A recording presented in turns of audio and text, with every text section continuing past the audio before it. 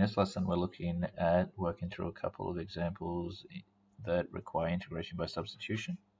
So 6 examples, and we'll work our way through each of them.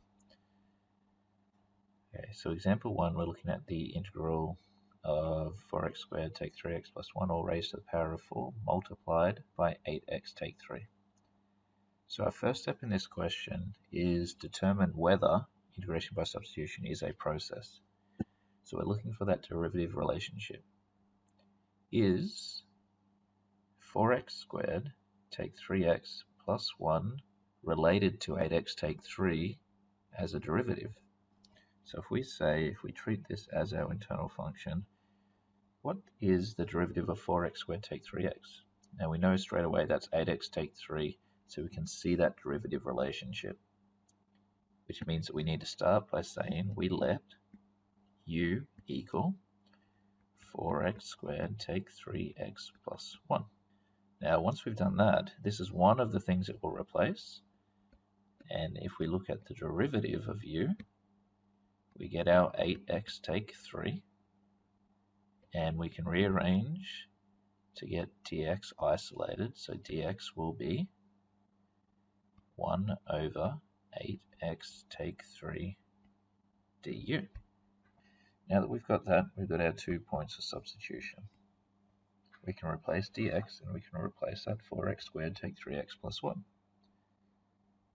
So we can say that the integral of 4x squared take 3x plus 1 all raised to the power of 4 multiplied by 8x take 3 dx is equivalent to u to the power of 4 multiplied by 8x take 3 multiplied by, instead of dx, we've got 1 on 8x take 3 du.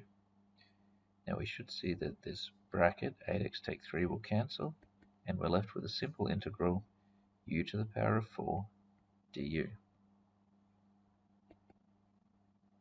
Now because our unknown is on the base, we can add 1 to the power and divide by that new power, so u to the power of 5 on 5 plus c, and u is 4x squared take 3x plus 1, so we've got 4x squared take 3x plus 1 to the power of 5 over 5 plus c as our final integral.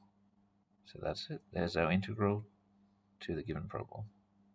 Okay, on to the second example.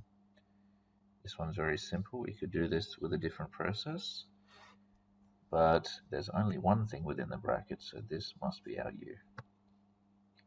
The derivative of this will be a constant, so taking out that constant, there's no extra variables to cancel, so there's no stress with this particular question. So u is 3x take 7, du dx will be the constant 3 as we just discussed, and when we isolate dx we get 1/3 du.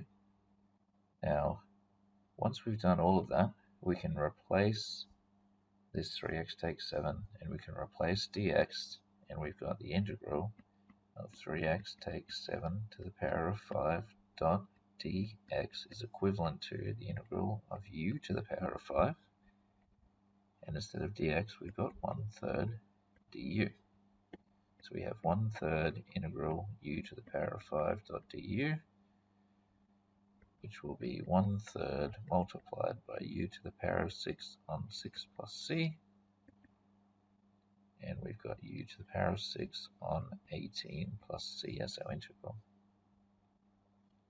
So I'm going to write this as 1/18 of u, which is 3x take 7 to the power of 6 plus c. There we have it. There's our integral. Stepping through that process once again. Okay, so this one's a little bit more complex. Again, it's pretty easy to identify that this is the only function we've got. So if we're using that process of integration by substitution, we're going to let u equal 5x take 6. Now this dx on top is the same as writing 1 on 5x take 6 dx. We can see there it's going to be a logarithmic outcome. Okay, so du dx will be 5, and dx will be 1 on 5 du. So we've got our two values to substitute in, and what we end up with here is that the integral dx 5x take 6 is equal to integral of 1 on u, and instead of dx we've got 1/5 du. So now we have 1/5 integral 1 on u du. Now that's a simple integral. The integral of 1 on u will just be ln u. So we've got 1/5 ln u plus c, and u is equal to 5x take 6, so we have 1/5 ln 5x take 6 plus c. Okay, so again, nice and simple as long as we follow that process. Okay, so now we've got a slightly more complex question. Now I'm going to rewrite this one in a different way so you can see that initial decision. So integral sine x. Now cos to the power of 4x is the same as saying cos x to the power of 4. Now this should be easy to see that within this bracket is our internal function. The derivative of the internal function is negative sine x, so we should see that there's an opportunity to cancel that sine x. There's that derivative relationship between the internal and the external function. So here, if we let u equal cos x, we should see that du dx is negative sine x, and when we isolate dx, we get du is equal to negative sine x dx, and divide that negative sine x over, we get negative 1 on sine x du is equal to dx.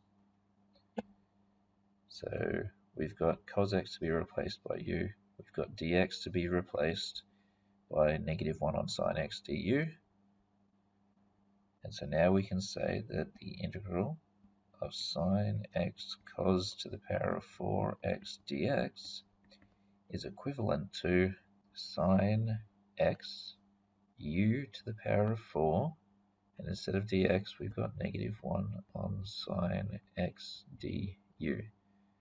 So we get what we're after. We've got this cancellation of the x values, and we're left with negative integral u to the power of 4 du. And we've got an easy integral. Negative u to the power of 5 on 5 plus c. And we've got negative 1/5. Now u is simply cos x, as we stated before. So we've got cos to the power of 5x plus c. Okay, so again, if that process is followed and we can identify what the internal function is and realize there's that derivative relationship, then it's pretty easy to step forwards. Okay, we're going to manipulate this one as well. We've got this x to the power of negative 3, and we should see that that can be moved across the vinculum to be written as the integral of 8e x to the power of 4 multiplied by x cubed dx. And we're looking for the internal function and that relationship with an external product. The only internal function we should be able to identify is this x to the power of 4. So with an exponential, its power is going to be the internal function. So can we see that relationship between x to the power of 4 and x to the power of 3 in terms of the derivative of x to the power of 4 is 4x cubed? If we can see that, we should be able to suggest that u is going to be x to the power of 4. And as such, du dx will be 4x cubed, and dx will be equal to 1 on 4x cubed du. So now we've got our two substitutions. We can rewrite the problem and turn it into something that is now solvable. We have 8e x to the power of 4 on x to the negative 3 dx is equivalent to the integral of 8e u multiplied by x cubed, and instead of dx we've got 1 on 4x cubed du. So if we scroll this up now, we should see that there's some cancellation points. X cubed is cancelled. We've got 8 on 4, which gives us 2. So we've got 2 integral e to the u du, which is 2e to the u plus c. Since u is x to the power of 4, we've got 2e x to the power of 4 plus c as our final integral. Okay, so we're on to our last example. We're looking at the integral of dx over 3x plus 2 ln 3x plus 2. So this one's a little bit more difficult to interpret. Let's move that dx out. So we've got 1 over 3x plus 2 and ln 3x plus 2. And we'll put the dx out here. We're trying to identify what the internal function is. Now, it can't be this 3x plus 2.